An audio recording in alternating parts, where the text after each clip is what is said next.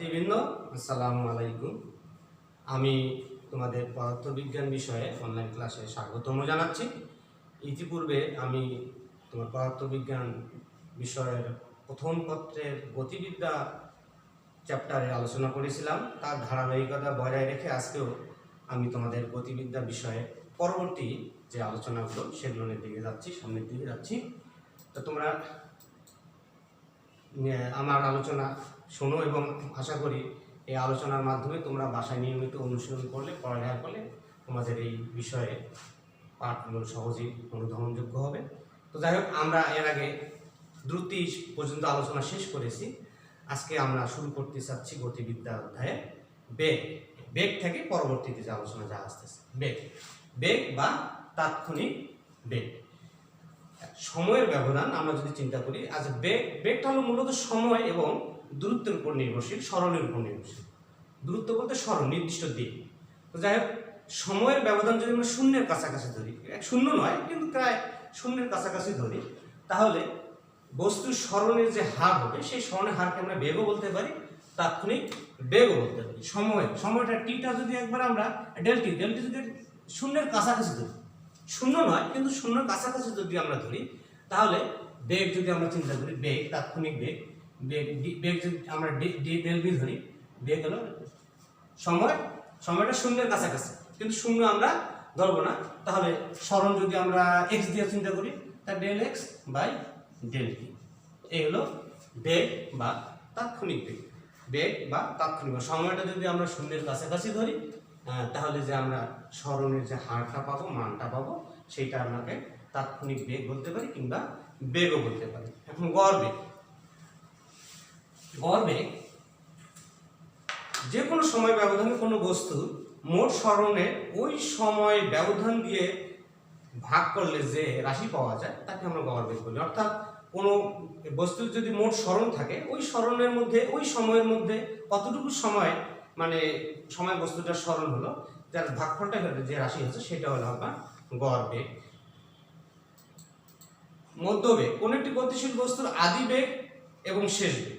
আদি বেগ এবং শেষ বেগের অভিমুখ যদি একই দিক বরাবর হয়, আদি বেগ এবং শেষ বেগের অভিমুখ যদি একই দিক হয়, তাহলে তাদের যোগফলের অর্ধেকটাকে আমরা অর্ধেককে আমরা মধ্যবেগ বলতে পারি। যদি আদি বেগ কোনো বস্তু যদি আদি বেগকে আমরা যদি ভি নট ধরি আর শেষ বেগকে যদি ভি ধরলাম, বিএফ ফিনিশিং শেষ বেগ ধরে, তাহলে এই যে আদি বেগ হলো ভি নট, শেষ বেগ হলো বিএফ। তাহলে তাহলে আমরা মধ্যবেগ পাচ্ছি। বেগ যদি মধ্যবেগ হয় তাহলে মধ্যবেগ হলো মোট ভিএফ মাইনাস ভি নট এর অর্ধেক। এটাকে আমরা মধ্যবেগ বলতে পারি।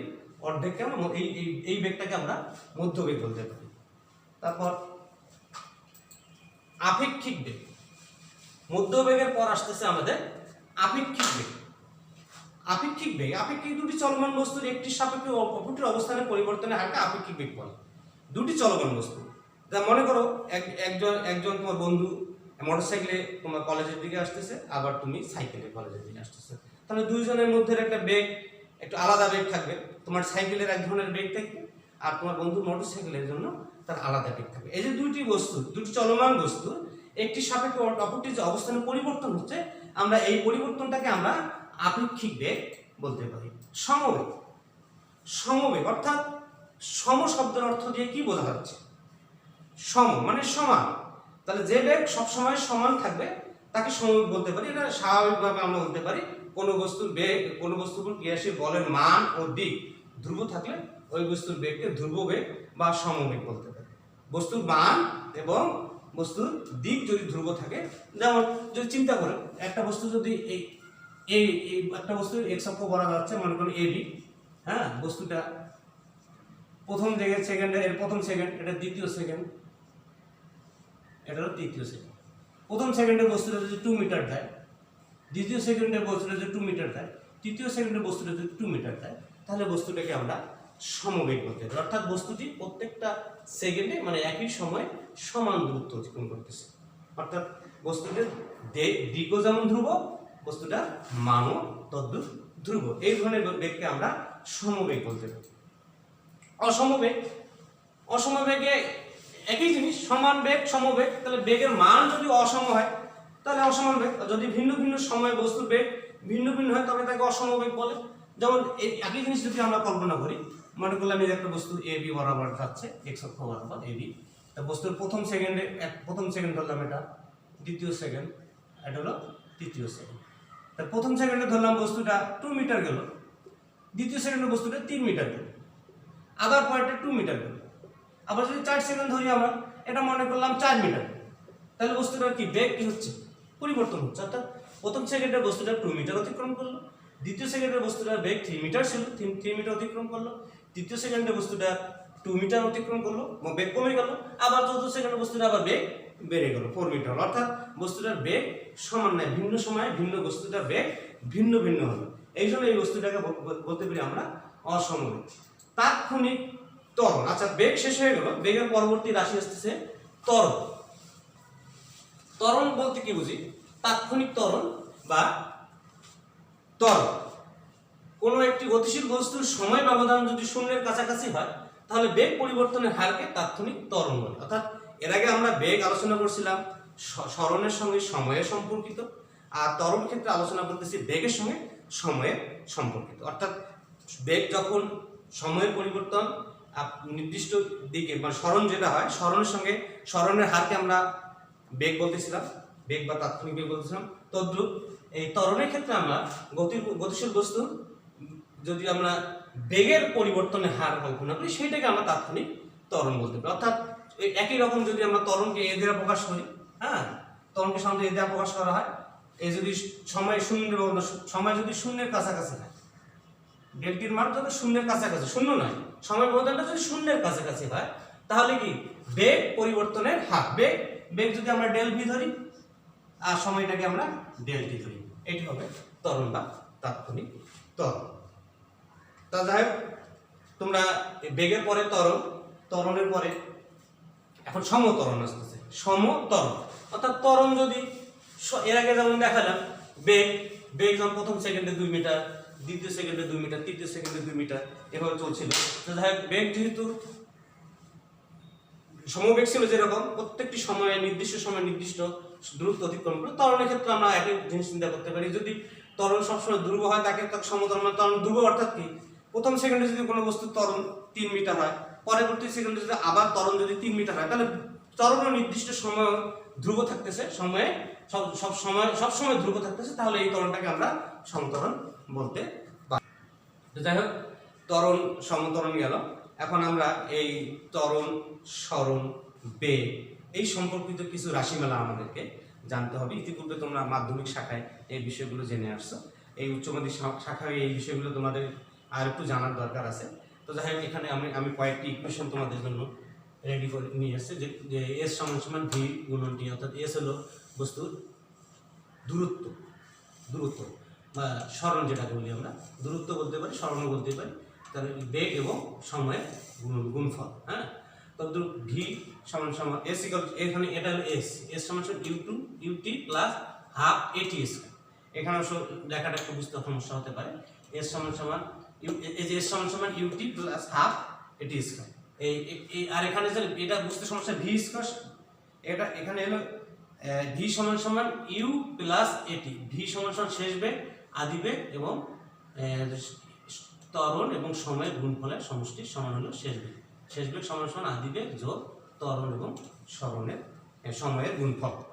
আর এখানে দূরত্ব এস সমান u t plus half a t square, আবার এখানে ভি স্কয়ার সমান ইউ স্কয়ার প্লাস 2s, অর্থাৎ আবার s equal half u plus v গুণন টি। অর্থাৎ এই যে আমাদের কয়েকটা 1 2 3 4 5টা রাশিমালা আছে, এই পাঁচটা রাশিমালা সম্পর্কিত আমাদের পরবর্তীতে মানে আমাদের সামনের দিকে আগাইতে গেলে এই রাশিমালাগুলো জানতে হবে, এবং রাশিমালাগুলো আমাদের গণিত যে সমাধান যে অংশ আছে তার জন্য অত্যন্ত জরুরি। তো যাই হোক, আমরা এই বিষয়গুলোকে ধীরে ধীরে সামনের দিকে আগানোর চেষ্টা করতেছি। এই যে আমরা এখানে একটা জিনিস দেখো, আমরা একটু আগে আলোচনা করলাম ত্বরণ কি হলো, বেগ এবং সময়ের সঙ্গে সম্পর্কিত। অর্থাৎ বেগ আর বেগ যে বেগ আছে, বেগ এবং সময়ের ভাগফল যদি আমরা এভাবে বলতে পারি, ভাগফলকেও আমরা ত্বরণ বলতে, অর্থাৎ এ সমান ডিভি বাই ডিটি। তো যাই হোক, এখানে তাহলে এখানে তাহলে আমরা কি দেখতে পারি, এখান থেকে ADT সমান সমান DV, অর্থাৎ ADT সমান সমান DV।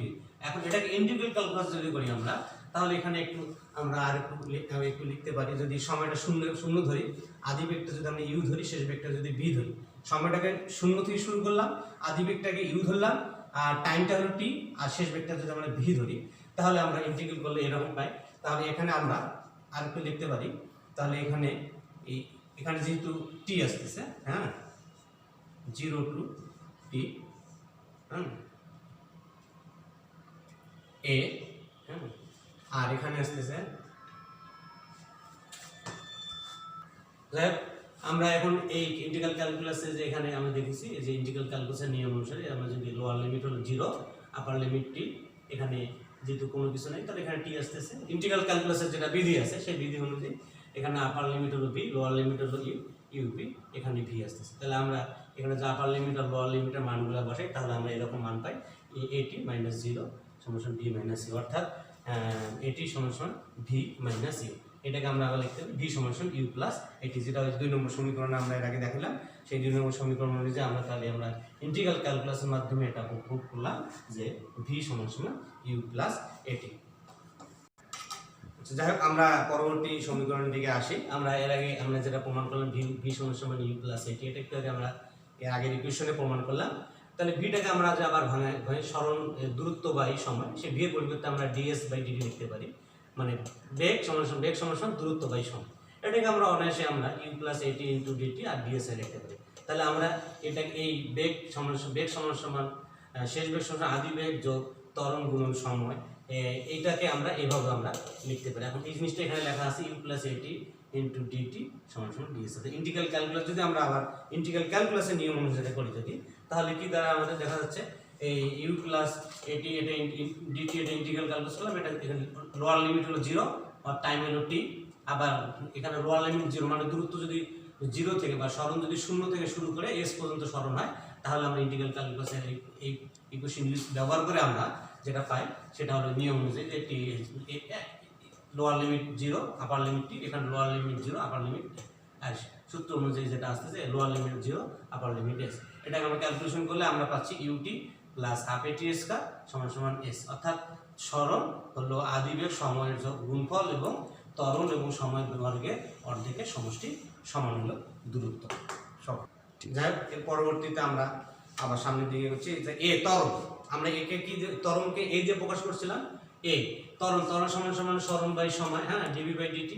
ডিভি বাই ডিটিকে আমরা যদি এইটা দিয়ে গুণ করতে ওই পাশে গুণ করলাম ডিএস বাই ডিএস, অর্থাৎ উপরেও গুণ করলাম নিচেও গুণ করলাম। তাহলে আমরা এখন এই দুটার গুণফলে আমার দেখা যাচ্ছে, আবার যদি ক্যালকুলেশন করে দেখি তাহলে আমার ডিভি বাই ডিএস আর সরণ বেগ হলো কি ds by dt. Ds by dt এই দুটার পরিবর্তে যদি আমরা বাদ দিতে বেগ ধরি, তাহলে ডিভি বাই ডিএস, এটা ডিএস অর্থাৎ বেগের মানে যদি আমরা ভি ধরি ভি হ্যাঁ ডিভি বাই ডিএস।